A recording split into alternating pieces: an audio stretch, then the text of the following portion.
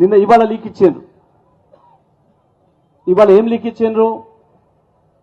Telephone tapping కేసులో కేసీఆర్కు notice, KTR notice, Harish రావుకు నోటీసు ఇస్తున్నారు.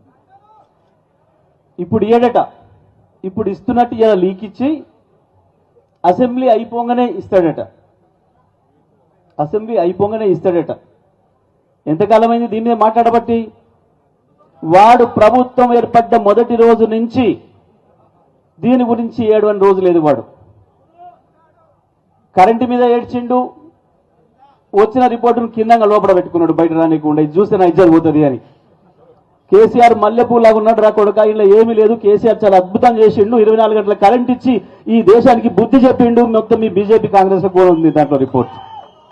మనిషి అన్న కడపని చూడబెట్టుకున్నాడు కొడుకు. కాళేశ్వరం ఎగిరిండు. కోర్టు చూసింది, ఇంట్లో ఏం లేదురా, నీ ముఖం నీ ముండ ఏముంది, ఇంట్లో బ్రహ్మాండంగా కట్టిండు కాళేశ్వరం కేసీఆర్, నీ కనీసం చేతగాక రిపేర్ చేయడానికి అని చెప్పి ఆడ వాడు దొబ్బింది. ఈ ఫార్ములా ఆ ఫార్ములా అన్నాడు. ఏ ఫార్ములా లేదు. చివరికి తీసుకొచ్చుకొని ఆడోళ్ళ పోటీలను పెట్టి వాళ్ళతో తన్నించుకున్నాడు. అయిపోయింది.